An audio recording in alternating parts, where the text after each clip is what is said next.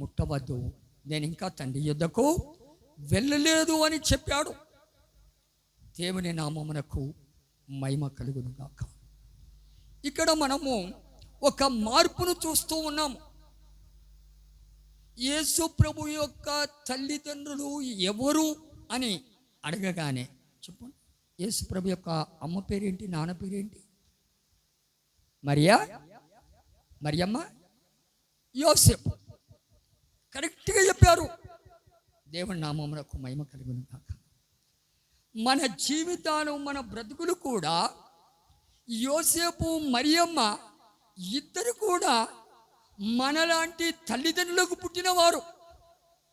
కానీ యేసు ప్రభువు అలాగూ పుట్టినవాడు కాదు. యేసు ప్రభువు పరిశుద్ధాత్మ ద్వారా కన్యక అయిన మరియ గర్భములో ఉండి జన్మించాడు.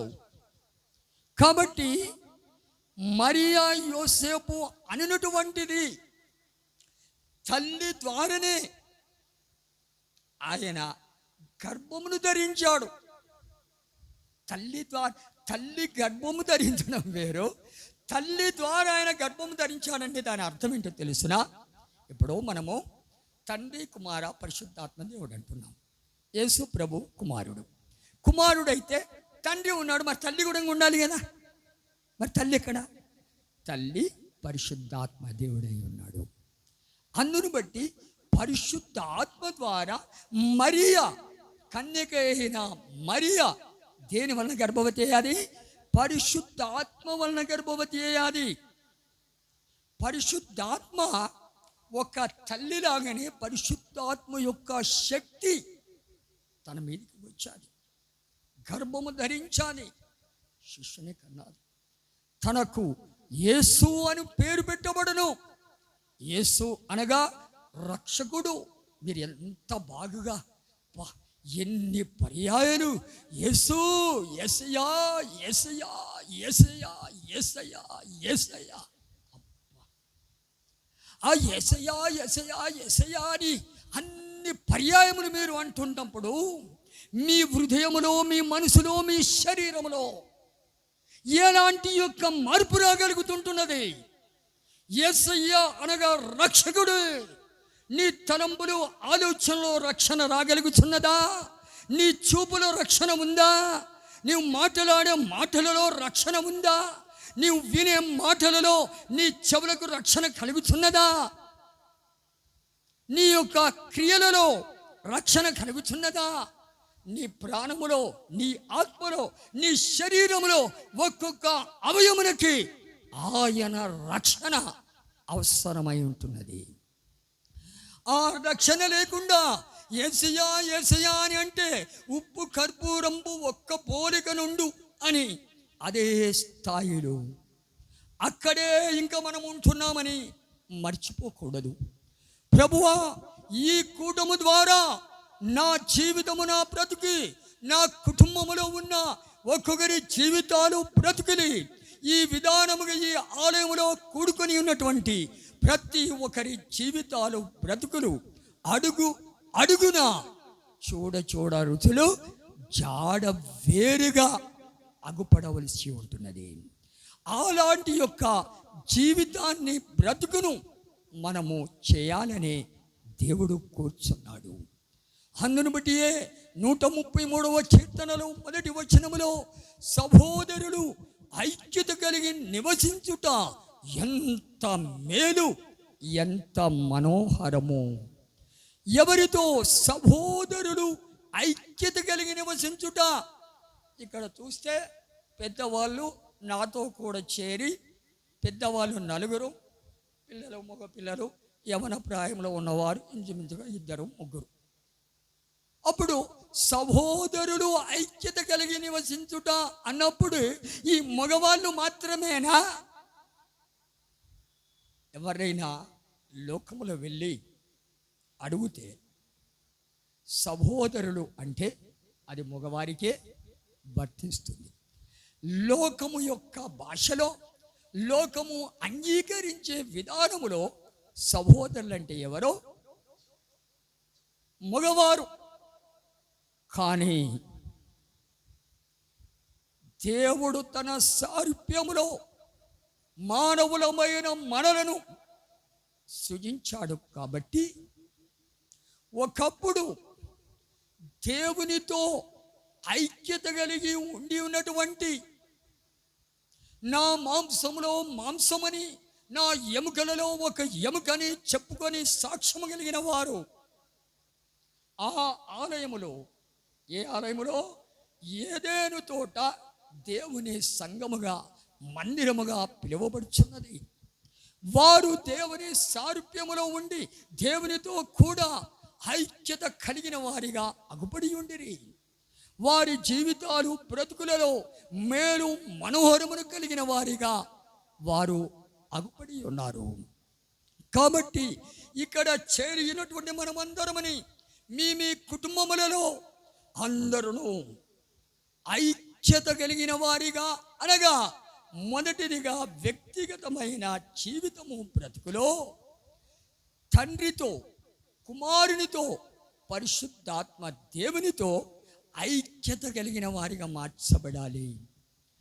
పూజ చేస్తున్న వారికి రామాయణం, భగవద్గీతలో అందులో ఏమంటారు? బ్రహ్మ, విష్ణు, మహేశ్వరుడు అంటారు. బ్రహ్మము నీ నొసట ఏమి వ్రాశాడు, అందులో ఏమి వ్రాయబడి ఉన్నదో నీవు తెలియకుండానే నీవు పూజ చేస్తున్నావేమో. పూజ చేయకూడదు అని పూజ చేయడము తప్పనిసరిగా అవసరమే. నమాజ్ చేయడము తప్పనిసరిగా అవసరమే. ప్రార్థన చేయడము తప్పనిసరిగా అవసరమే. మొదటిది దీన్ని గ్రహించాలి. తదుపరి ఏం కావాలి? వేమన చెప్పిన విధానముగా మన జీవితము, మన బ్రతుకులో చూడరుతుల జాడ వేరు అని తెలియపరుచున్న విధానముగా నీ దేవుడు ఎవరో, నీ దేవుని గురించి నీకు ఎంతవరకు తెలుసు, ఆ దేవునికి నీకున్న సంబంధము ఏమిటి, ఆ దేవుణ్ణి నీవు నమ్ముకోవడం వలన, విశ్వసించడం వలన, ఆయన గురించి పాట పాడడం వలన, ప్రార్థించడం వలన, స్తుతించడం వలన నీలో కలుగుతున్న మార్పు ఏంటి అనేటువంటిది లేకపోతే నువ్వేం చేసుకోవాలి? కొద్దిగా మార్చుకోవాలి. అందును బట్టి ఏప్రిల్కు రాసిన పత్రికలో అధ్యాయములో ఆయన మనలను సహోదరులు అని పిలుచుటకు సిగ్గుపడక, ఈ రోజుల్లో తమ వారిని, తమ బంధువులను, తమ ఇంటి వారిని, తమ సొంత పిల్లలను కూడా అసహ్యించుకుంటున్నారు. తల్లిదండ్రులు పిల్లలు తల్లిదండ్రులను, భర్త భార్యను, భార్య భర్తను ఏం చేస్తున్నారు? అసహ్యించుకుంటున్నారు. కానీ యేసు ప్రభువు మనలను సహోదరులు అని పిలుచుటకు ఆయన సిగ్గుపడలేదు. సిగ్గు అనేటువంటిది ఎప్పుడు ప్రారంభమయ్యాది? ఏదేను తోటలోనే ప్రారంభమయ్యాది. ఎందుకు సిగ్గుపడాలి? ఎందుకు తప్పు చేయాలి? ఎందుకు భయపడాలి? ఎందుకు దాక్కోవాలి? తప్పు చేయవలసిన అక్కర లేదు, దాగుకొనవలసిన, సిగ్గుపడవలసిన అక్కర మనకు ఉండకూడదు. లోకములో ఎంతోమందిని చూస్తున్నప్పుడు, మరి మీరు విన్నారో లేదో తెలియదు, ఎంతోమంది లోకములో అక్కడక్కడ పాటలు, సినిమా పాటలు పాడుతూనే ఉంటారు. కానీ క్రైస్తవులకు సిగ్గు చేయటం, పాట పాడరు. ఒక్కొక్క విధానములో మనం వీటిని ఆలోచించుకొని చూడాలి. తండ్రి, కుమార, పరిశుద్ధాత్మ దేవుడు, తండ్రి అయిన దేవుడు ప్రాణమునకు, కుమారుడైన యేసు శరీరమునకు, పరిశుద్ధాత్మ దేవుడు పంచేంద్రియములు, జ్ఞానేంద్రియములు, ఈ శిరస్సులో ఉన్న జ్ఞానేంద్రియములకు, ఆత్మకు సాదృశ్యముగా ఉన్నాడు.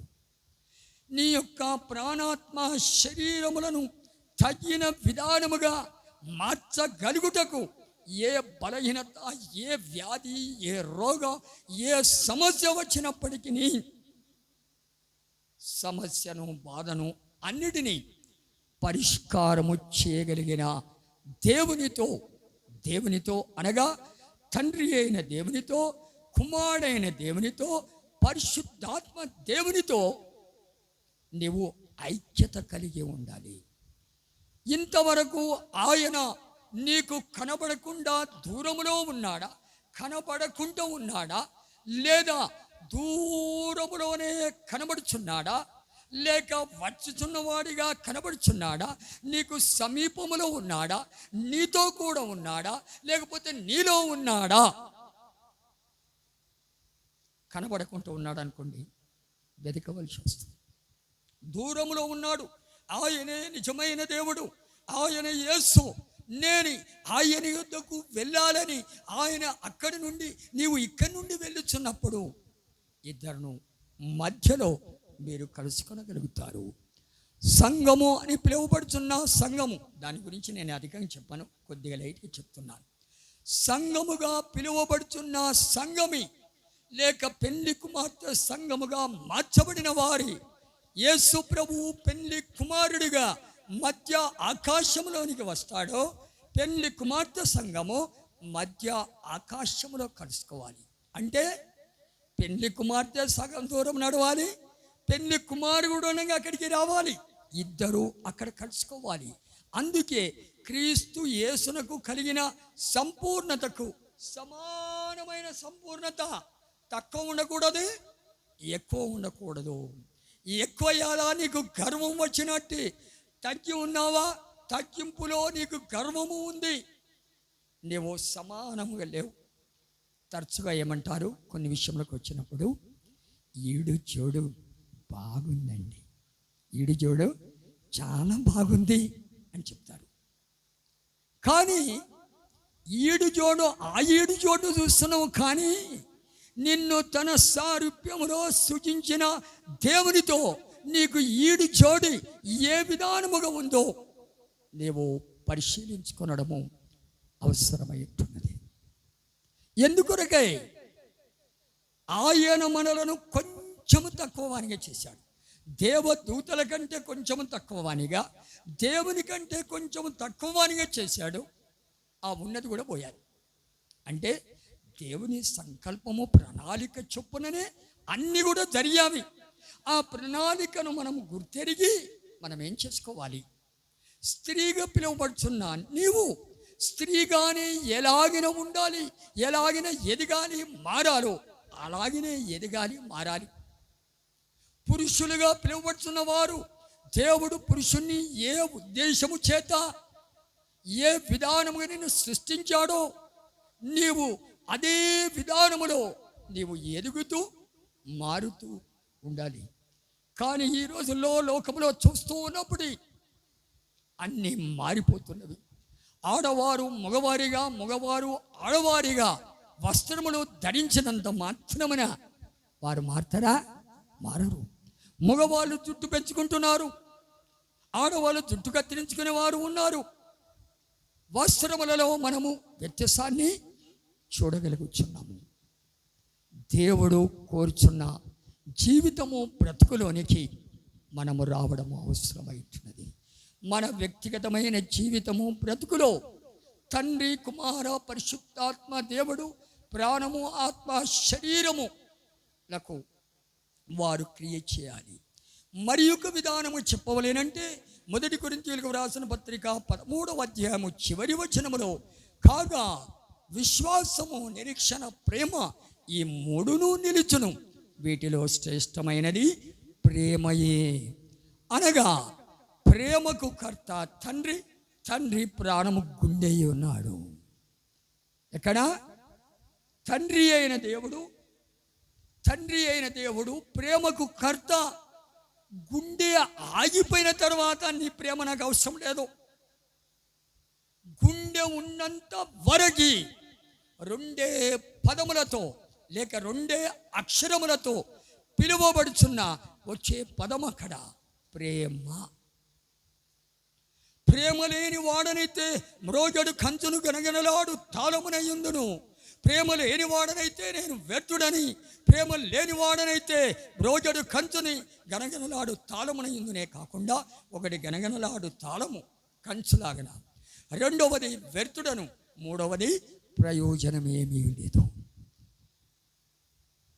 ఒకవేళ మీలో కానీ మీ కుటుంబంలో కానీ ఎక్కడైనను ఇక్కడ కొంతమంది ఉండవచ్చు, ఉండక తప్పరు.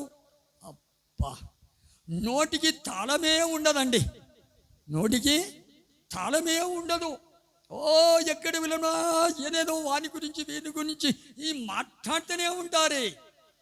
ఓ ప్రియమైనటువంటి కంచు, ఓ కంచైనటువంటి ప్రియమైన సహోదరి సహోదరుడా, నీలో ప్రేమ లేదు, కానీ శబ్దం మాత్రం ఇట్లా కొడితే చాలు. మీ ఇంటిలో కంచు గిన్నెలు ఉన్నాయండి? కంచు గిన్నెలు నేను చిన్నగా ఉన్నప్పుడు చూశాను. చర్చిలో గంట కొడతారు చూడండి, ఆ గంట కంచు గంటనే, అట్లా కొట్టగానే ఎంత శబ్దం వస్తుంది. అలాగనే కదిలిస్తే కంపు అంట. కొంతమందిని కదిలిస్తే నేను ఎవరినో తెలుసునా, నేను ఎవరి కూతురునో తెలుసునా, మా కులం ఏంటో, మా మతం ఏంటో, మా చదువేంటిదో తెలుసునా? ఓ ప్రియమైన కంచు, అది నీ జీవితాన్ని, నీ బ్రతుకును నాశనం చేస్తుంది. నిన్ను కాదు, నీ యొక్క తరముల నుంచి వెంబడిస్తూ ఇంతవరకు అదే స్థితిలో నువ్వు కొనసాగుతున్నవేమో. దేవుడు నిన్ను కనికరించి ప్రేమించి ఒక స్థాయిలో లేనప్పుడు ఒక స్థాయిలోనికి తీసుకొని వచ్చిన తర్వాత అప్పటి వరకు ఎక్కడ కూడా శబ్దం అనేటువంటిదే వినవలేదు. కానీ కొద్దిగా పైకి రాగానే శబ్దం ఎక్కువైపోవచ్చును. చిన్నపిల్లలుగా ఉన్నప్పుడు శబ్దం ఎంత చెట్టుకు అంతగాలే. అలాగనే వయసులో పెరగగానే, మంచి ఇల్లు కట్టుకునగానే, ప్రమోషన్లో రాగానే, ఉద్యోగము రాగానే, వీటన్నిటిలో ఏమైపోతుంది? శబ్దం పెరుగుతుంది. అది ఏం గంప? గయ్యాలి గంప. అది ఏం గంప? గయ్యాలి గంప. ఓ ప్రియమైన గయ్యాలి గంప, నీవు దాన్ని వదిలిపెట్టుకోవడం మంచిది. ప్రేమపూర్వకంగా చెప్తున్నా, దేవుణ్ణి ఎక్కువ విడుదలను ఇవ్వగలుగుతాడు. నీ నోటి మాటలు ఎలాగనూ ఉండాలి. నీ నోరును ఇష్టానుసారంగా నీవు మాట్లాడకూడదు. నీవు భూమి మీద ఉన్నావు కాబట్టి నీ మాటలు తగ్గించుకోవాలని దేవుడు చెప్తూ ఉన్నాడు. ఆకాశము ఆయన సింహాసనమి, భూమి ఆయన పాదపీఠము కాబట్టి నీవు ఆయన ఎదుట నిన్ను నీవు తగ్గించుకొంచున్న వ్యక్తివిగా మార్చబడాలి. నేను చేయలేదు, నాకు తెలియదు, కదిలించకూడదు. కంచు, గయ్యాలి గంప ఆ విధానముగా ఉండకూడదు. ఎందుకొరకై? మనకు తెలిసిన సత్యం. మంచిదైతే బాణపురం అంతా మంచిది, నోరు మంచిదైతే ఊరంతా మంచిదే. హల్లెలూయా. ఒకవేళ నేను ఎప్పుడైనా రావచ్చు, మిమ్ములను ఒక్కొక్కరిని ఇతని ఒక కుటుంబమును వెంట పెట్టుకొని ఊరంతా ఊరేగించి ఇతనిని గూర్చి, ఇతని కుటుంబమును గూర్చి మీ సాక్ష్యము ఏంటి అని అడిగితే చెప్పగలగాలి. మంచి సాక్ష్యం కావాలి. ఎందుకొరకై? మనం దేవుని బిడ్డలం. అది నాకు చాలా ఇష్టం అలాగ చేయడం. ఎందుకొరకై? మనము మనలను గూర్చి, మనలను గూర్చి మనకు ఒక మంచి సాక్ష్యం.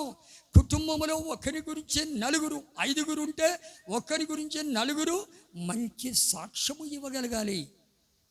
పిల్లలతో కొన్ని కుటుంబములకు వెళ్ళి, రే బాబు, మీ అమ్మ నాన్న ఎంత బాగుంటారా, అస్సలు ఒక్కరోజు కూడా తిట్టుకోరు కొట్టుకోరు అని చెప్తే పిల్లలే చెప్పేస్తున్నారు.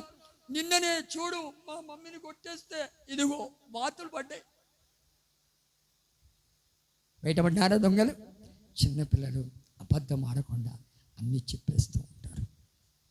కాబట్టి యేసుప్రభు ఏమంటున్నాడో, చిన్న పిల్లలను ఆటంకపరచకుడి, దేవుని రాజ్యము ఇలాంటి వారిది అని చెప్పాడు. మన జీవితం, మన బ్రతుకులో చిన్న పిల్లలముగా మార్చబడుటకే, క్రొత్తగా జన్మించాలని చెప్తున్నాడు. వారికి నోటి మాటలు రావు, వారికి ఆకలైనా, చీమ గుట్టినా, దొడ్డి చేసుకున్నా, మూత్రముని కళ్ళు చేసుకున్నా ఏం చేస్తారు? ఈ ఏడవడమే వారి పని. అలాగనా దేవుని యొక్క బిడ్డలు దేవుని సన్నిధిలో కన్నీరు విడిచి రోదించి మూలుగుతో ప్రార్థించే వారిగా మార్చబడాలి.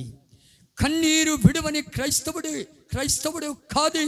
యెరూషలేము కుమార్తెలారా, నా నిమిత్తము ఏడవకుడి, మీ నిమిత్తముని మీ పిల్లల నిమిత్తమును ఏడవడి. భార్యవుగా నీ నిమిత్తము నీవు ఏడువి, నీ భర్త నిమిత్తము ఏడువి, భర్తగా నీవు నీ నిమిత్తము ఏడువు. అలాగినని నీ భార్య నిమిత్తము ఏడవాలి. ఇద్దరు చేరి పిల్లల నిమిత్తము ప్రతి దినము ఏడ్చేవారిగా మీరు మార్చబడి చూడండి. మీ కుటుంబములో దేవుడు అద్భుతములు ఆశ్చర్య కార్యములు చేస్తాడు. మీరు ఎదిరి చూడనటువంటి విధానములో మీ వ్యాపారములు, మీ పొలములు అన్నీ కూడా ఈ కాలము సహోదరుడు కొన్ని విషయంలో స్తోత్రం చెప్పిన తర్వాత వర్షం కొరకు కూడా ప్రార్థన చేశాడు. దేవునికి స్తోత్రం. కానీ వర్షము ఎందుకు పడలేకపోతున్నది? దేవుడు యేసు ప్రభు అని పిలుచున్న వారికి ఏ కొరత కూడా ఉండకూడదు. పొలముల విషయంలో, వర్షం విషయంలో చెప్పాలంటే, నేను వర్షము లేని కాలములో వ్యవసాయము చేస్తూ ఉన్నప్పుడు ఆ వ్యవసాయములో ఆ భూమిలో మోకరించి ప్రార్థిస్తే దేవుడు మన పొలములో మన చేనులో మాత్రమే వర్షముని ఇవ్వగలిగిన దేవుడు నా దేవుడు. నా దేవుడే మీ దేవుడు అయితే మీరు ఎలాగన ఉండగలుగుతారు? నా దేవునితో నా ఐక్యత ఎలాగన ఉందో అదే ఐక్యతను కలిగి మీరు ఉంటే, ప్రభువా చిటికలు వేసి వ్యాధులు, రోగాలు, సమస్యలు, ఇరుకులు, ఇబ్బందులు, ఇతరులను నేరములు మోపాలి, అన్ని చేయగలగాలి అని వాటికి స్వాగతము పలకాలి.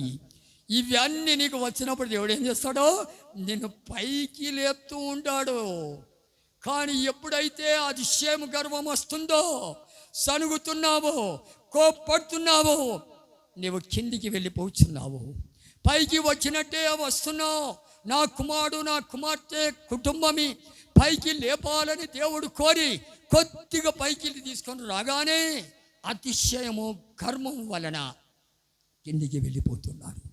ఒకవేళ దేవుడు నిన్నే కిందికి తీసుకొని రావచ్చు, లేదా నిన్ను అలాగనే ఉంచి నీ కుటుంబంలో ఉన్న వారిని ఆయన తగ్గిస్తాడు. యేసు ప్రభువును కూడా తండ్రి అయిన దేవుడు తగ్గించాడు. అలాగనే తన్ను తాను తగ్గించుకుని ఉన్నాడు.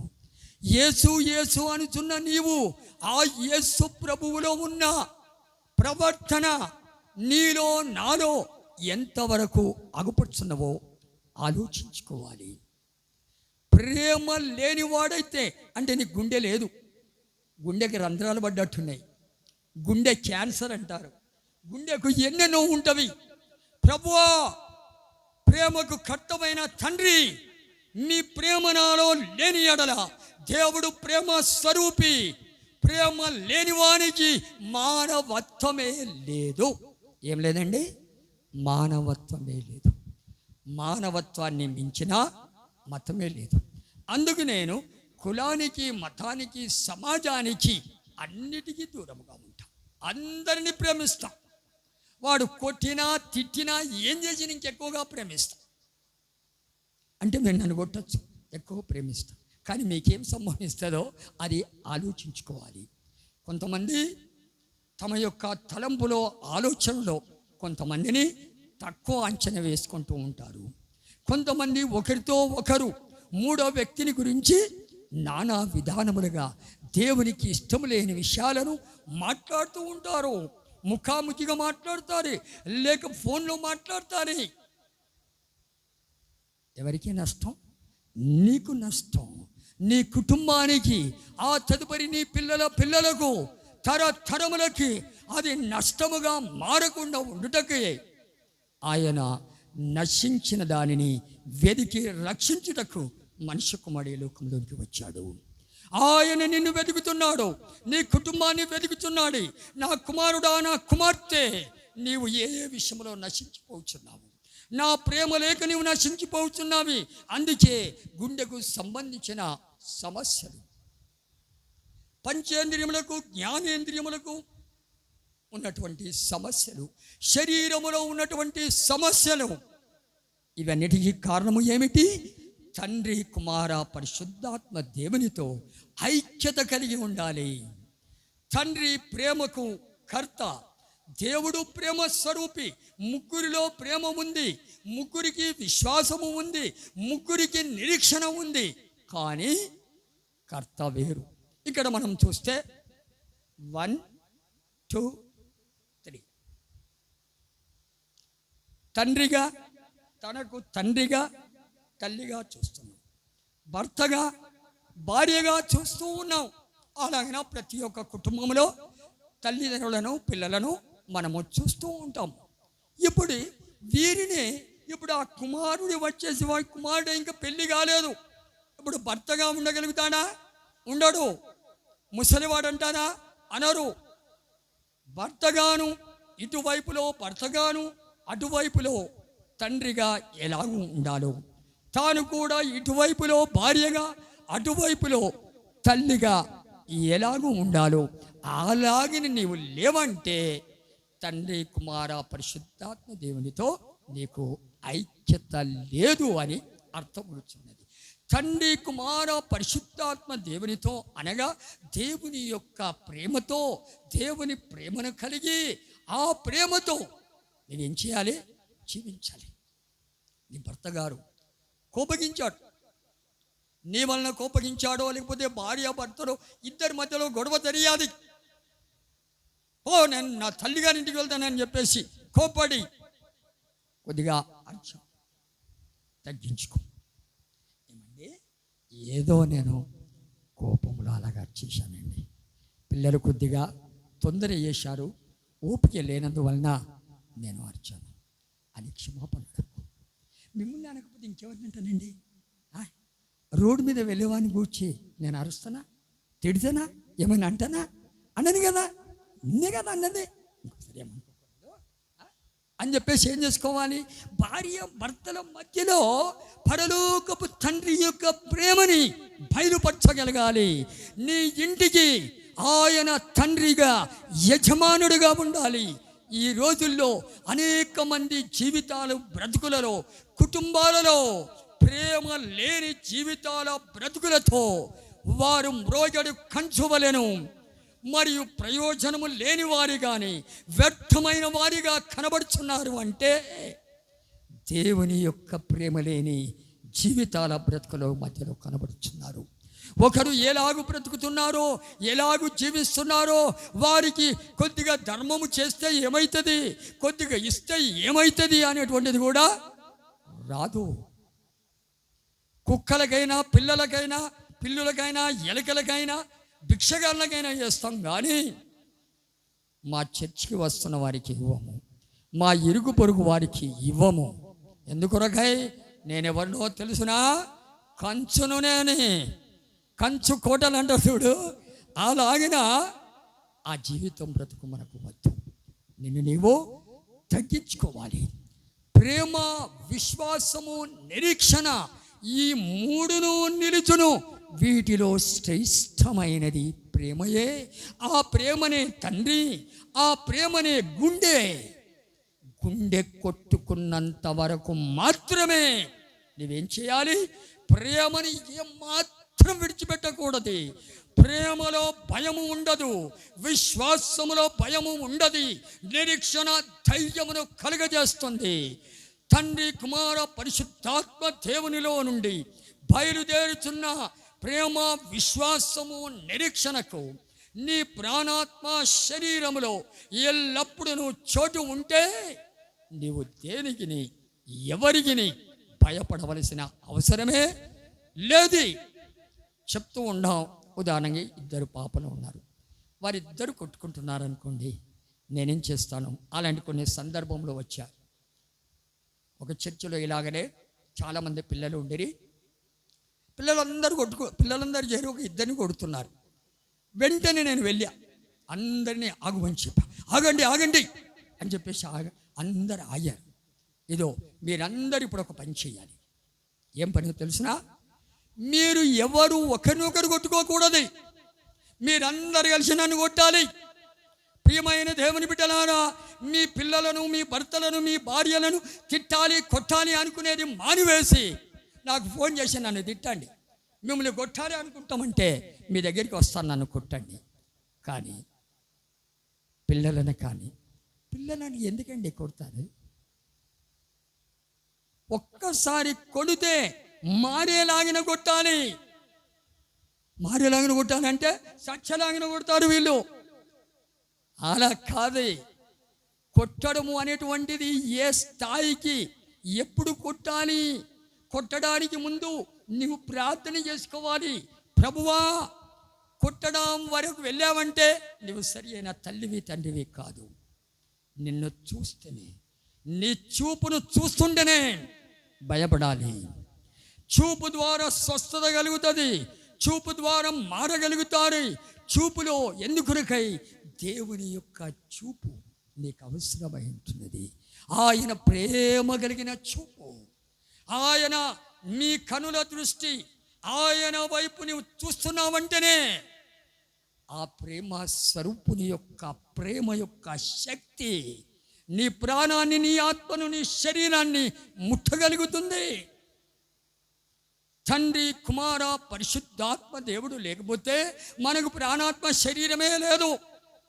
అందును బట్టి మన జీవితము, మన బ్రతుకులో తల్లి ఇచ్చిన జన్మములో తండ్రి, కుమార, పరిశుద్ధాత్మ దేవుడు ఉండడు. తల్లి ఇచ్చిన జన్మములో మేలు మనోహరము ఉండదు. వారు మ్రోగడి కంచుకు, ఇది మ్రోగడి కంచే, అది మ్రోగడి కంచే, ఈ మ్రోగడి కంచు వెళ్ళి ఆ మ్రోగడి కంచును, ఈ కంచు కొద్దిగా, ఈ కంచు కింద చాలా కొద్దిగా పెద్దది, అది కంచుతో చేయబడిన ఒక గ్లాస్ అయి ఉంటుంది. అప్పుడు భర్తనేమో ఒక కంచు యొక్క గిన్నె లాంటి, భార్య ఒక కంచు లాంటి ఒక చిన్న, ఏది మనము చిన్న చిన్న పాత్రలో కూర పోసి అలా పెడతాం చూడండి, అలాంటిది. అది కంచే, ఇది కంచే. ఈ రెండు కంచు వెళ్ళి కంచును పెళ్లి చేసుకుంటే పిల్లలు ఎలాంటి వారు పుడతారు? కంచు పిల్లలే పుడతారు.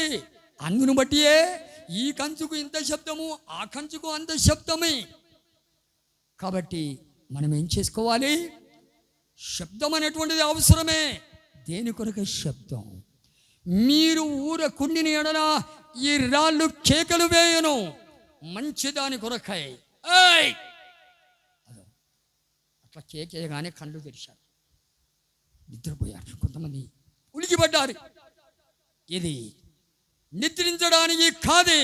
నీ జీవితాన్ని, నీ బ్రతుకును, నీ కుటుంబాన్ని, నీ కుటుంబ జీవితాన్ని, నీ సమస్యలని తారుమారు చేసి నీ సమస్యలకు పరిష్కారము చేయగలిగిన దేవుని ఎదుట నీవు ఎలాగను ఉండాలో అవి నేర్చుకొని అడుగు తీసి అడుగు వేయినప్పుడు తండ్రి, కుమార, పరిశుద్ధాత్మ దేవునితో అనగా ప్రేమ, విశ్వాసము, నిరీక్షణలతో కూడా నువ్వేం చేయాలి? ఐక్యపడి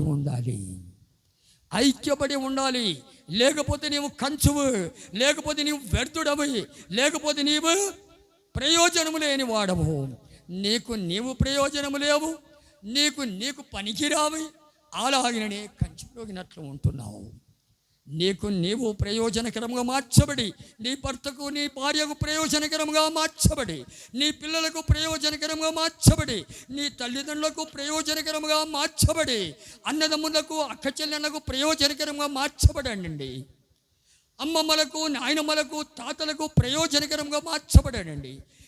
మనమన్ను, మనమరాళ్ళకి ప్రయోజనకరంగా మార్చబడండి.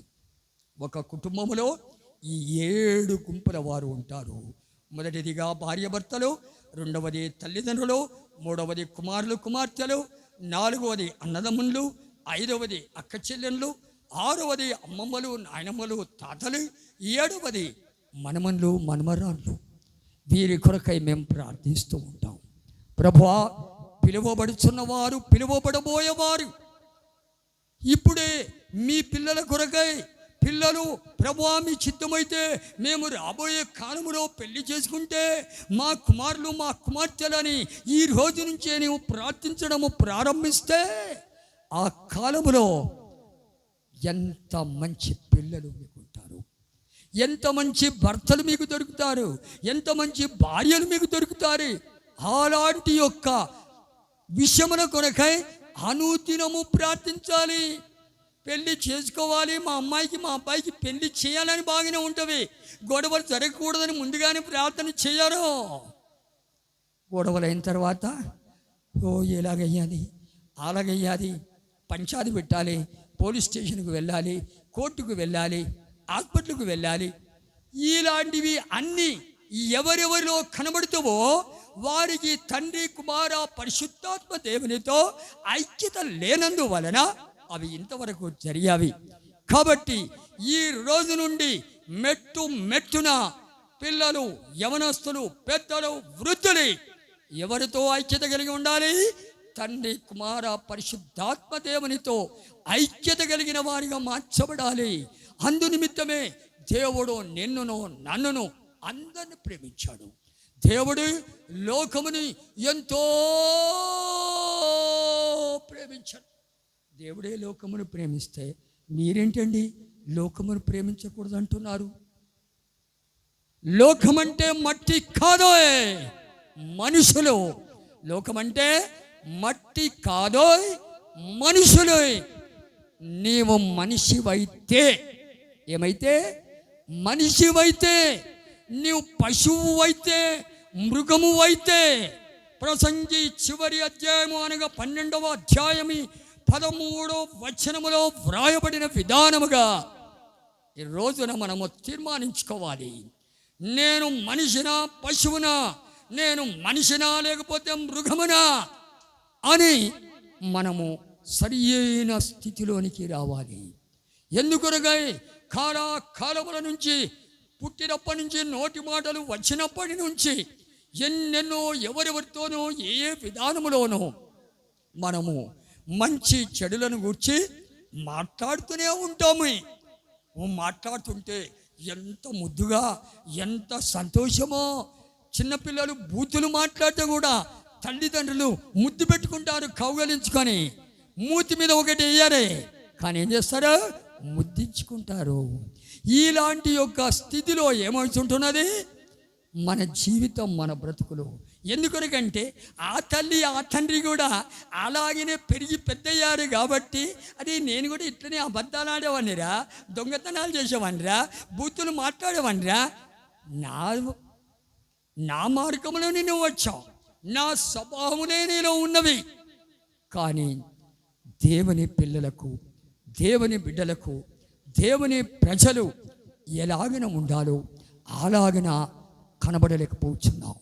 ఇదంతయు వినిన తర్వాత ఎవరు చదువుతున్నారు? నేను ఇక చదువుమని చెప్తలేనని చెప్పేసి మీరు అలాగనే ఉంటున్నారా? ఇదంతయు వినిన తర్వాత మాట్లాడుతున్నారు, వింటున్నారు, మాట్లాడుతున్నారు. కానీ అన్ని వినిన తర్వాత తేలిన ఫలితార్థం ఇదే. వినిన తర్వాత అంటే నువ్వు వింటావు, చెప్తావు. ఫోన్ పట్టుకుని కూడా నేను ఏం చేస్తావు? చెవితోటి వింటావు, నోటితో మాట్లాడతావు. మూగ దయ్యంగా మాట్లాడతావి, చెవుడు దయ్యంగా వింటూ ఉంటావు. కానీ కొన్నిసార్లు ఏం చేస్తామో తెలిసిన మనం ఒక చెవి దగ్గర పెట్టి ఇక్కడ కొద్దిగా కష్టం అనిపించగానే ఈ చెవి దగ్గర పెడతాం. కానీ నోరు ఒకటే, చెవులు రెండు. అందును బట్టి చెవులు అని పిలువబడుతున్న వారికి వాక్య ప్రకారముగా చెవుడు దయ్యాలు, వినుచున్నవారు చెవుడు దయ్యాలి. ప్రసంగిస్తున్న ప్రసంగికుడి మూగ దయ్యం, ప్రసంగించున్న ప్రసంగికుడా మూగ దయ్యములాగానే ఉండకూడదు. చెవులతో వినుచున్నటువంటి చెవుడు దయ్యాలారా చెవుడు దయ్యములుగా ఉండకూడదు. ఈ చెవుడు దయ్యాలు, మూగ దయ్యము ఎవరో? మనమే. దేవుని ప్రేమ, విశ్వాసము, నిరీక్షణలతో ఐక్యత లేని వారమి. వారు కేవలము చెప్పుకుంటారు, వింటారు, చెప్పుకుంటారు అని అపోస్తలుల కార్యం 17వ అధ్యాయం 21వ వచనములో అలాగనే వ్రాయబడి ఉన్నది. బాణపురములో నివసించు వారును, పరదేశులుగా ఈ గ్రామానికి కోడన్లుగా లేకపోతే వ్యాపారం చేయటకు వచ్చిన వారి నేనును పరదేశిగా ఈ బాణపురంకు వచ్చాను. బాణపురం లోకల్లో ఉన్నవారికి ఎట్లుంటా తెలుసా? కొమ్ములు. ఇది మా బాణపురం ఏమనుకున్నావు? అనుకున్నానంటే ఏం చేయాలో చేస్తా. మీ ఊరిలాగిన కాదు ఇది, వల్లభిలాగిన కాదు ఇది, వల్లభిలోని చెల్లుతుంది, ఇక్కడ చెల్లదు అని చెప్పేసి వీధి కుక్కలు ఎట్లా ఐక్యంగా ఉంటావో అలాంటి ఐక్యత మనకు వద్దే. దేవునితో ఉండగలిగిన ఐక్యతను కలిగిన వారిగా ఉండాలి. తల్లి కానీ తండ్రి కానీ రక్త సంబంధులు కానీ ఎవరైనా తప్పు చేస్తే తప్పును తప్పుగానే భావించి ఆ తప్పును ఖండించాలి.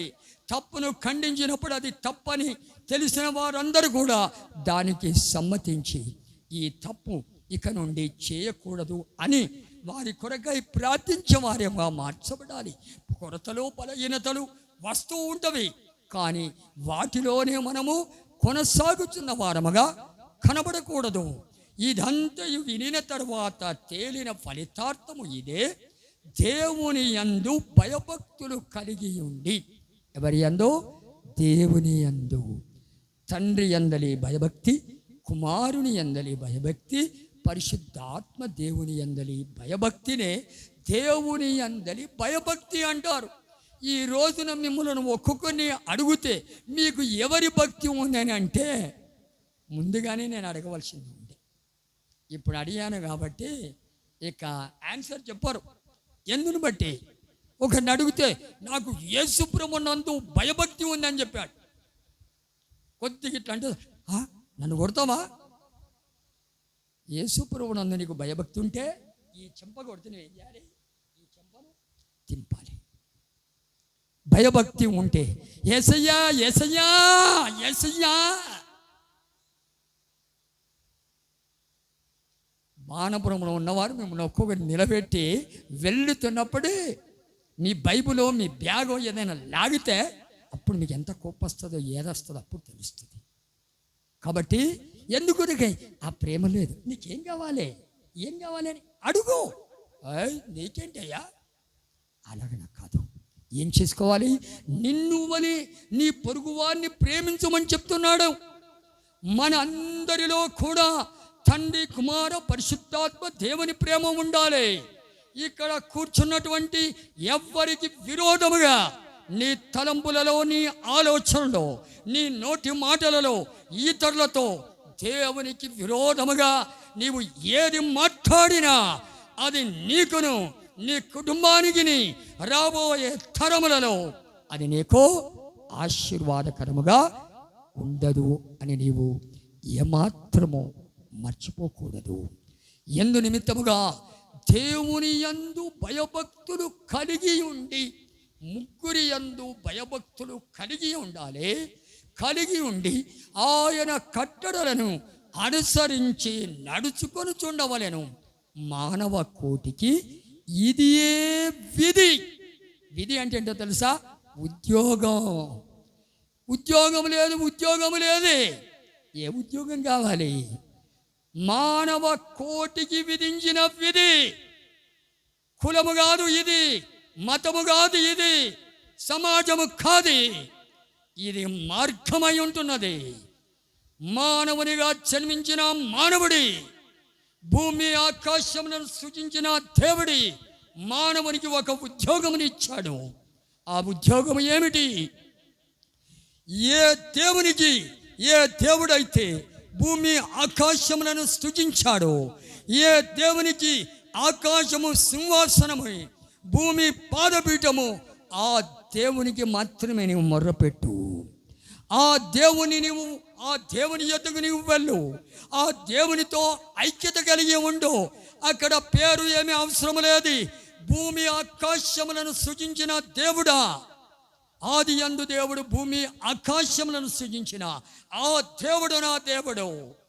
మానవ కోటికి విధించిన విధి దేవుని యందు భయభక్తులు కలిగి ఉండి, ఆ దేవుని యందు భయభక్తులు కలిగి ఉండి ఆయన కట్టడలను అనుసరించి నడుచుకొంచుండవలెను. మానవ కోటికి ఇదియే విధి. ఆ ఉద్యోగాన్ని నువ్వు చేస్తే దేవుడు నిన్ను ఘనపరుస్తూ ఉంటాడు. ఈ విధానముగా ఇవన్నీ నేను చెప్తూ వచ్చాను.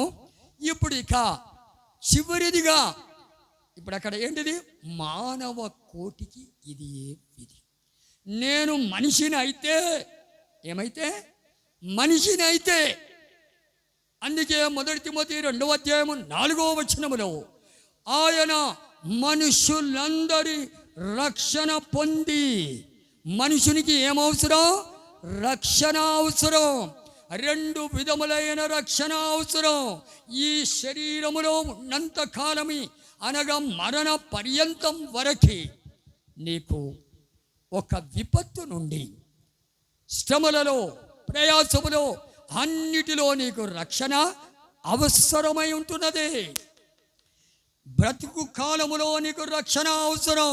రెండవది, పాపముల నుంచి రక్షింపబడి నీవు నరకమునకు వెళ్ళకుండా నీవు పరలోకమునకు వెళ్ళుటకు నీ జీవమునకు కావలసిన రక్షణ. లోకరీతిగా రక్షణ ఉంది. కడుపుకు ఆహారము, శరీరానికి వస్త్రము, ఉండడానికి ఇల్లు, ఇవి 3 కూడా ఉన్నవి. మాకేమి కొదువా? మాకన్నీ ఉన్నాయి. ఎవరు నిన్ను ఆ స్థాయికి తీసుకొని వచ్చారో? దేవుడు నిన్ను ఆ స్థాయికి తీసుకొని వచ్చాడు. నీవు గర్విస్తున్నావా?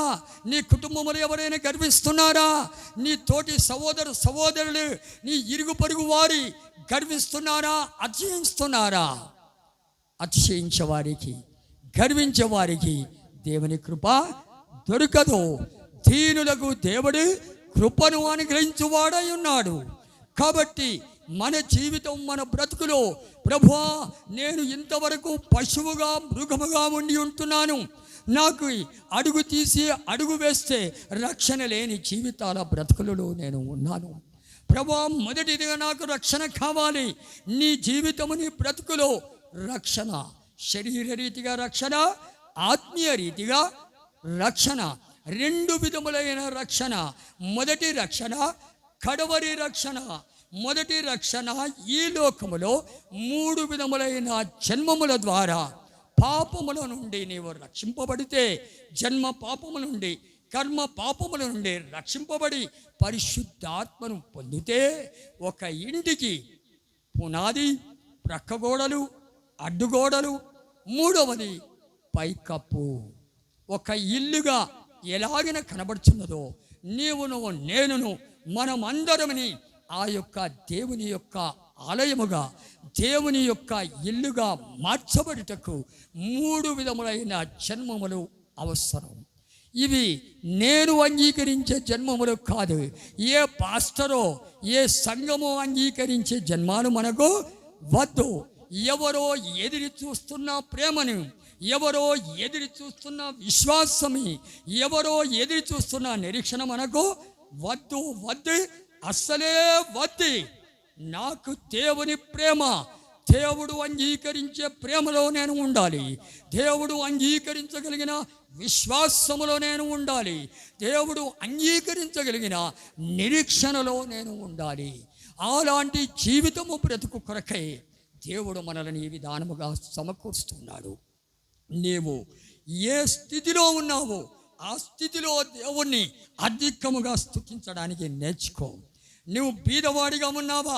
నన్ను బీదవాడిగా ఉంచినందుకు ప్రభువా నీకు కోటాను కోట్ల స్తోత్రములని చెప్పాలి. నీ బలహీనత కొరకు, నీ సమస్య కొరకై నీవు అధికముగా స్తుతిస్తే సాతానుడు సిగ్గుపడతాడు. సాతాను పైన జయమి, సాతాన్ని జయించుటకు, సిగ్గుపరచుటకు, పారద్రోలుటకి అది సాధ్యమగిని. ప్రభువా, ఇలాంటి మంచి భర్త నాకు ఇచ్చా. ఎక్కడ పడతాడో తెలియదు, కానీ నువ్వు ఇప్పుడు నీ నోరు తెరిచి కంచు ఏమని చెప్తుంది? ఆ గయ్యాలి గంప ఏమంటుంది? ఊరంతా చాటుంటుంది, నా భర్త త్రాగుబోతు. అప్పుడు నీవు కూడా త్రాగుబోతుగా మార్చబడాలి. ఆయన శరీర రీతిగా త్రాగుబోతయ్యాడు. నీవు గయ్యాలి గంపవుగా, నీవు రెండవదిగా కంచు వలె నీవు శబ్దం చేస్తున్నావు. కానీ నీ శబ్దం నువ్వు ఎక్కడ వినిపించాలి? దేవుని సముఖంలో నీవు కూర్చుండి మోకరించి, ప్రభువా నా నోరు బాగులేదయ్యా, నోరు మంచిదైతే ఊరు మంచిది. ఊరెందుకు? నీ భర్తనే, నీ భార్యనే, నీ పిల్లలే, నీ అత్త, నీ కోడలే, నీ అల్లుడే మంచివాడు కనబడతలేడండి. దానికి కారణం ఏంటిది? నీ నోరు. అందును బట్టి విస్తారమైన మాటలలో దోషముండగా తప్పదని చెప్తున్నాడు. కాబట్టి నీ నోరును జాగ్రత్తగా కాచుకోవాలి. నా నోరు నా ఇష్టము అనే విధానములో నీవు మాట్లాడకూడదు. నేటి వరకు దేవుడు నిన్ను ఒక స్థితిలో ఉంచాడు.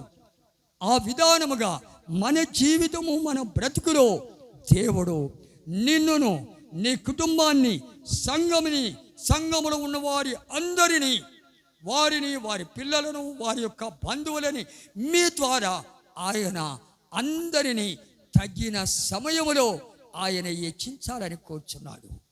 1 పేతురు 5వ అధ్యాయము 1 పేతురు 5వ అధ్యాయము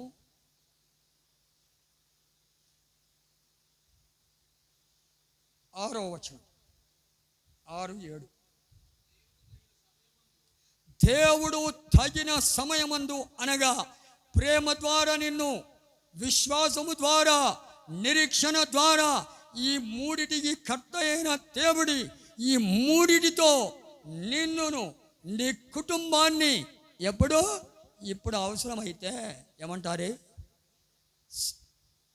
దొంగలు పడ్డ 6 నెలల గంట కుక్కలు మరిగినాయంట. బ్రతికి ఉన్నప్పుడు గంజిపోయలేదంట, చనిపోయిన తర్వాత వచ్చి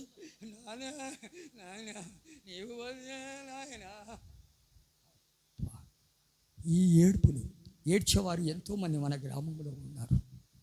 బ్రతికి ఉన్నప్పుడే చెప్పాను కదా, నీ గుండె కొట్టుకున్నంత వరకు మాత్రమే నీవు మనిషిలాగిన బ్రతికి, పశువు వలె మృగము వలె ఉండకి. పశువులకు మృగములకు ప్రేమ ఉండదు. ఒకవేళ నీ భర్తను, నీ భార్యను, నీ కుటుంబీకులు, నీ అత్తను, నీ మామను ఎవరో మృగములాగిన పశువులాగిన ఉంటుండవచ్చు. నువ్వేం చేయాలి? వాడిని బాగా ప్రేమించాలి. బాగా ప్రేమించి దానికి ఏం చేయాలి? దాని మెడ కింద ఇట్లా అంటే అది ఎంత సంతోషంగా ముందుకు వస్తుందో దానికి ఏం చేయాలి? కావలసినప్పుడు అన్నమే పెట్టు. అన్నమే ప్రభువా, అన్నము తింటున్నాడు కానీ గడ్డి లాంటి జీవితాన్ని బ్రతుకును చేస్తున్నాడయ్యా అని నోటితోటి అనకు, దేవుని దగ్గర చెప్పుకో. ప్రభువా, నన్ను మనిషిలాగిన మార్చావయ్యా, నేను పశువులాగిన ఉంటుంది, ప్రభువా మృగములాగిన ఉంటుంది. నా భర్త, నా భార్య, నా తల్లిదండ్రులు, నా కుమారులు, కుమార్తెలు, అన్నదమ్ములు, అక్క చెల్లెళ్ళు, ఎవరైనా సరే, నీ స్నేహితులు, నీ బంధువులు, ప్రభువా పశువు వలె మృగం వలె ఆగుపడిన నన్ను మీ ప్రేమ చేత, విశ్వాసం చేత, నిరీక్షణ చేత నన్ను మనిషిగా మార్చావయ్యా. నన్ను మనిషిగా మార్చావు. మానవత్వము లేని మతమే లేదు. ఇప్పుడు మానవత్వము రావాలి. మనకందరికీ మానవత్వము రావాలి. ప్రేమ కలిగి ఉండాలి. వారు తిట్టినా, కొట్టినా, మనల్ని ద్వేషించినా వారిని ప్రేమించాలి, వారిని కనికరించాలి, వారి కొరకై ప్రార్థించాలి, వారికి కావలసిన దానిని ఆహారం పెట్టాలి. ఎవరైనా నీ శత్రువులా, ఆ శత్రువుల కొరకు నువ్వేం చేయాలి? వారు నీకు శత్రువు అని నీకు తెలిస్తే వారికి నువ్వు మేలిచి, వారిని పిలిచి వారికి భోజనం పెట్టు, వారికి వస్త్రం ఇవ్వు. అది నువ్వు చేసి చూడు. దేవుడు నిన్ను, నీ కుటుంబాన్ని తగిన సమయంలో హెచ్చించున్నట్లు నీ చూపు, నీ తలంపులు, నీ ఆలోచనలు, నీ నోటి మాటలు, నీ వినే మాటలు నిన్ను కిందికే పంపిస్తున్నాయి, పాతాళమునకి, నరకమునకు పంపిస్తున్నవి. నిన్ను, నీ కుటుంబాన్ని, సంఘాన్ని, అందరినీ దేవుడి తగిన సమయంలో హెచ్చించాలని కోరుతున్నాడు. అలాంటి దేవుణ్ణి నీవు దేవునిగా మార్చుకొని, అలాంటి దేవునితో నీవు ఐక్యత కలిగి నీవు చేయవలసినది ఏమిటి?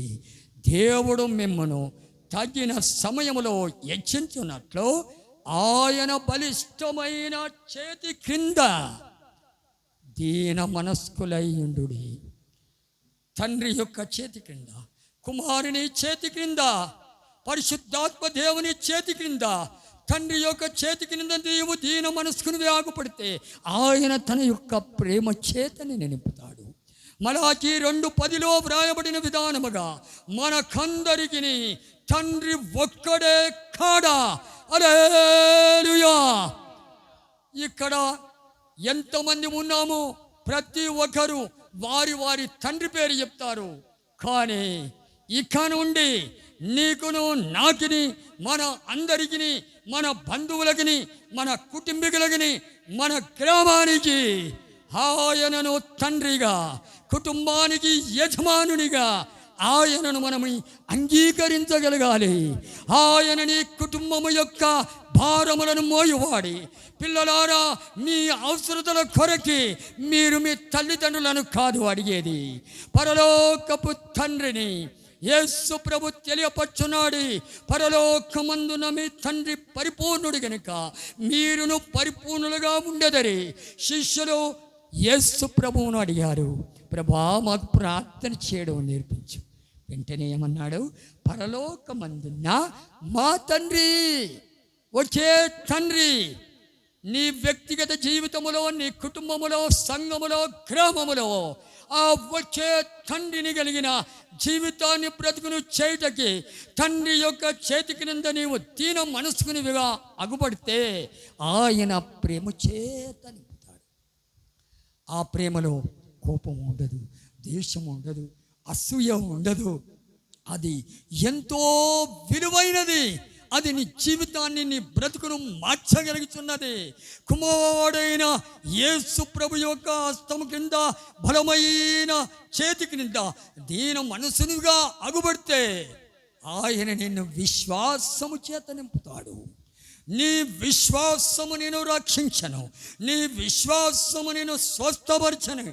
విశ్వాసము ద్వారా లోకమును జయించగలుగుతావు.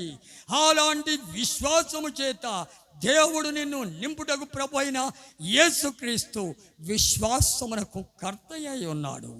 పరిశుద్ధాత్మ దేవుని యొక్క హస్తము క్రింద నీవు దీన మనస్కుడుగా అగుపడితే ప్రభువు యొక్క రాజ్యము కొరకై, దేవుని రాజ్యములో నిన్ను చేర్చగలిగిన నిరీక్షణ చేత ఆయన నిన్ను నింపుతాడు. లోకము వెనుకాలో నీవు పరిగెత్తి చాలవు. తండ్రి యొక్క ప్రేమ నిన్ను లోకము నుంచి ప్రత్యేకపరుస్తుంది. లోకము నుంచి ప్రత్యేకపరచబడిన దేవుని యొక్క ప్రేమ కుమారునికి అప్పగించినప్పుడు యేసు ప్రభు చెప్పాడు, మీ హృదయములను కలవరపడనీయకుడి, దేవుని యందు విశ్వాసముంచున్నారు, నా యందును విశ్వాసముంచుడని చెప్పాడు. మీరు ధైర్యముగా నుండుడి, నేను లోకమును జయించి ఉన్నానని చెప్తున్నాడు. లోకమును జయించిన ఆయన అదే విశ్వాసము నీకు ఇచ్చి లోకమును జయించగలుగుతావు. బలహీనతలు, వ్యాధులు, రోగములు, సమస్యలు, అప్పులు ఇవన్నీ కూడా లోకానికి చెందినటువంటివి. అప్పులు ఉన్నవా? అప్పులు ఉన్నవారి జాగ్రత్త. నీవు బలిష్టమైన చేతి క్రింద దీన మనస్కురాలవుగా, దీన మనస్కుడువుగా నీవు మార్చబడి భార్యగా నీవు ఉన్నావి, కుటుంబ యజమానురాలవి, భర్తగా నీవు ఉన్నావి. కానీ సృష్టించిన సృష్టికర్త యెహోవా ఆయన మీ ఇద్దరికి భర్తగా ఉంటే మీలో ఉండే ప్రేమ, విశ్వాసము, నిరీక్షణలు ఇవి మూడుని మీ పిల్లల్లోని కూడా వెళ్ళగలుగుతున్నవి. అప్పుడు దేవుడు మిమ్మల్ని ఏం చేస్తాడో, తండ్రి, కుమార, పరిశుద్ధాత్మ దేవుడు మిమ్మలను, మీ పిల్లలను తగ్గిన సమయంలో హెచ్చించగలుగుతాడు. ఏ సమయంలో పెళ్లి కావాలో, ఏ సమయంలో ఉద్యోగము దొరకాలో, ఏ సమయంలో పిల్లలు కావాలో, ఏ సమయంలో వర్షం కావాలో, ఏ సమయంలో ఏది కావాలో అది నీకు, నీ కుటుంబానికి, సంఘముగా చేరిన వారికి అందరికీ అనుగ్రహించుటకు మనము ఆయన బలిష్టమైన చేతి క్రింద దీన మనస్కులమై ఉండాలి. ఆయన మిమ్మును గూర్చి చింతిస్తున్నాడు. హల్లెలూయా. నిన్ను గూర్చి నీ తల్లి, నీ తండ్రి, నీ భర్త, నీ భార్య కాదు చింతించేది. మనకందరికీ తండ్రి ఒక్కడే. ఆ తండ్రి నీకును నాకుని మన సంఘములో ఆయననే భారమును, బాధ్యతను వహించేవాడు. ఆ తండ్రిని కలిగిన జీవితాన్ని బ్రతుకును చేయుటకు అది ఒక చిన్న కుటుంబముగా తండ్రి, కుమార, పరిశుద్ధాత్మ దేవుడు మిమ్మును గూర్చి, మీ కుటుంబాన్ని గూర్చి, సంఘమును గూర్చి చింతిస్తున్నాడు. కావున మీరు ఏమి చేయాలి? దేనిని గూర్చి చింతపడకుడి. దేనిది, అది చిన్న విషయమే కావచ్చు, పెద్ద విషయమే కావచ్చు. ఒకవేళ అపజయం కలిగానా, జయము కలిగితే 100 రూపాయలు దేవునికి ఇస్తానంటావు, ఫెయిల్ అయితే అపజయం కలిగితే 200 ఇవ్వగలగాలి.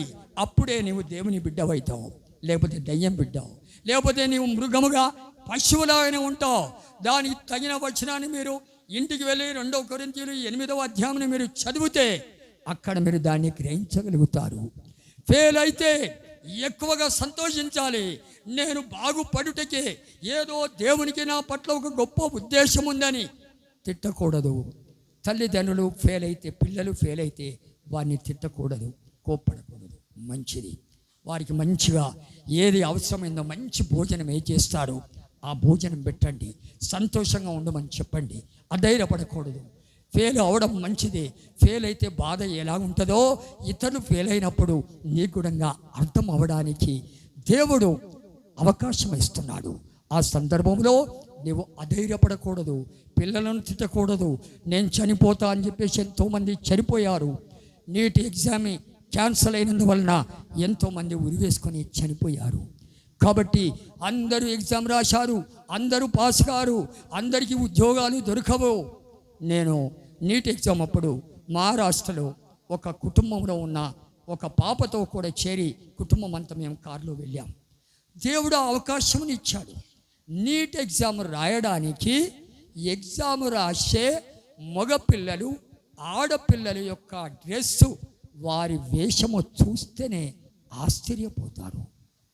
బ్రాండెడ్గా తల్లి గర్భములో నుండి ఎలాగూ వచ్చారో అలాగిననే కనబడతారు. ఏ ఆభరణములు ఉండకూడదు, అన్ని కూడా రూల్. నేను ఆశ్చర్యపోయాను.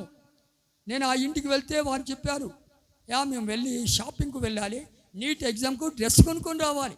ఆ ఎగ్జామ్ రాయడానికి ఒక ప్రత్యేకమైన డ్రెస్సులు ఉంటవి. ఆ డ్రెస్సులతోటి కేవలము ఇంచుమించు లెక్క పెడితే 5 గంటల కొరకు కోటి విద్యలు కూటి కొరకే, చేస్తున్న పనులు కూటి కొరకే, భక్తి బుద్ధి కొరకై వాళ్ళు ఏమీ లేని వారిగా అలాగనే వెళ్ళారు. 5 గంటలు ఇంచుమించు లోపలికి వెళ్ళిన తర్వాత నుండి బయటికి వచ్చే వరకు నేను ఒక పాపది, చిన్న పాప, ఇప్పుడు 3rd క్లాస్ 4th క్లాస్ తెలియదు, చిన్నగా ఉన్నప్పుడు దాని దగ్గరికి వెళ్ళి మాటలు వస్తుంది. 2nd క్లాస్ 3rd క్లాస్ చదువుతుంది. ఏంటి చెవులు గుర్తించుకున్నావు? ఎవరు గుర్తించారు? డాడీ గుర్తించాడని చెప్పాది. అది డాడీ ఏం గుర్తించలే, అది ఏడుస్తుంది. డాడీ నాకు చెవులు గుర్తిస్తావా లేదా, లేకపోతే నేను దాస్తా. 2-3 సంవత్సరముల అమ్మాయి. దేవునికి ఒకవేళ ఉద్దేశంలో ఉంటే ఇక్కడ చెవులకు, తర్వాత ముక్కుకు 1, 2, 3 లంబడి వాళ్ళు ఇక్కడ పెద్దది ఉంటాయి. అందులో నుంచి కూడా అన్నం ముద్ద పెట్టుకోవచ్చు. అప్పుడు ఆలోచించుకోవాలి. దేవుడు మనలను తన సారూప్యమందు సృజించాడు. ఏదైనా తోటలో వారు ఆజ్ఞను అతిక్రమించినప్పుడు, వారు దిగంబరులుగా మార్చబడినప్పుడు దేవుడు వారికి వస్త్రములను మాత్రమే ఇచ్చాడు. వస్త్రముల తరువాత ఆయనే, ఆ దేవుడే నాకు కావాలని కోరుకునేవారి, ఆయన నీకు భర్తగా తండ్రిగా మార్చబడితే ఆయన భర్త కొరకై అలంకరించబడాలి. నేను కొంతమందిని అడుగుతూ ఉంటాను, ఏమండి సహోదరుని అడుగుతా, ఏంటక్కయ్యా, ఏమమ్మా నీవు కట్టుకున్న చీర మీ వారికి ఇష్టమైందా, లేకపోతే నీకు ఇష్టమా? అంతే, నా ఇష్టం, నాకు ఇలాంటిదే కావాలి, అలాంటిదే కావాలి. ఈ భర్తనే నీవు దేక్తలేవు, చేర్ చేస్తలేవు అని అంటే పరలోకమందున్న ఆ తండ్రి అయిన దేవుడు, ఆయనకు మనం పిల్లలుగా ఉండాలి. పెళ్ళి అయిన వారికి ఆయన భర్తగా ఉండాలి. ఆ భర్త నాకెందుకే, ఆ తండ్రి చెప్పేది అవసరం లేదు. నేనే వెళ్తాను షాపింగ్ మాల్కి వెళ్తాను, నేనే కొనుకొస్తాను. చెప్పులు కూడా ఎలాగినా ఈడు చూడు కరెక్ట్, ప్యాంటు షర్ట్కి మ్యాచింగ్, అన్నిటికీ మ్యాచింగ్గా ఉండాలి. ఇలాంటివి అన్ని నీలో ఉన్నవా? నిన్ను తగిన సమయంలో పైకి కాదే కిందికే వెళుతూ ఉంటావు.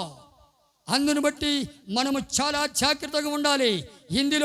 ఇందులో ఇలాగన వ్రాయబడినది, ఏ సారే పరిశ్రమ करने वालों भोजन से दबे हुए सो लोग मेरे पास आइए, मैं तुझे विश्राम दूंगा.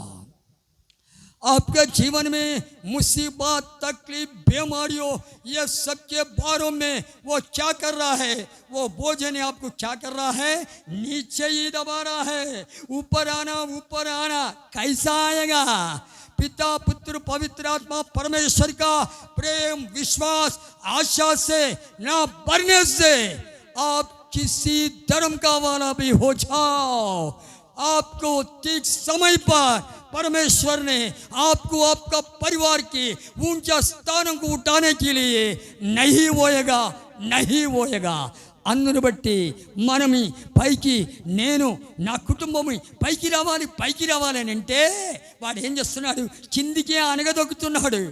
కానీ నీవు ప్రభువా ఇదిగో ఇవి నా సమస్యలు, బలహీనతలు, వ్యాధులు, రోగాలు, సమస్యలన్నీ ప్రభువా, అప్పులన్నీ నన్ను కిందికి దొక్కేస్తున్నాయి ప్రభువా అని మొర్రపెట్టి, కానీ వానికి బాగా డబ్బు ఉంది, వాడి వచ్చి కదా నాకు ఇస్తలేడు, వాని మీద మన్నువడా, వానితో మాట్లాడి, ఇదేనా డబ్బు ఉన్నవాడు ఎలాగ ఉండాలి, బీదవాడు ఎలాగ ఉండాలి? అందరూ మనుషుల వలె మార్చబడాలి. భానపురములో పశువుల వలె మృగముల వలె అగుపడుచున్నటువంటి ప్రియమైన సహోదరులారా, నీ వ్యాధికి, నీ రోగానికి, నీ కుటుంబ సమస్యలకి పరిష్కారము చేయగలిగిన నా దేవుడు ఉన్నాడే. ఆ దేవుని ద్వారా నీ సమస్యలకి పరిష్కారము కావాలంటే మీరు నన్ను వచ్చి కలుసుకొనండి. ఎట్లా సమస్యలకు పరిష్కారం కలగదు నేను చూస్తాను.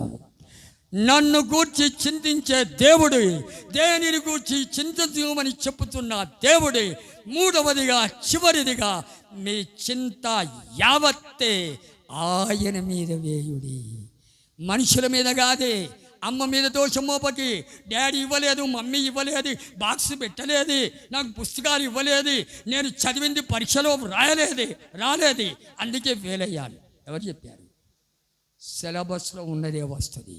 అలాగనే క్రైస్తవులని పిలువబడుతున్న వారు ఎలాగిన ఉండాలో మనమందరమును అలాగిన ఉండుటకు మనము మోకరించి దేవుని యొక్క బలిష్టమైన చేతి క్రిందికి మనమందరం వెళుదాము. ఆయన నిన్ను గూర్చి, నన్ను గూర్చి, కుటుంబాలను గూర్చి చింతిస్తున్నాడు. తగిన సమయంలో నా దేవుడు నన్ను, నా కుటుంబాన్ని, సంఘాన్ని ఒక ఉన్నతమైన స్థాయిలోనికి హెచ్చించాలని కూర్చున్నాడు.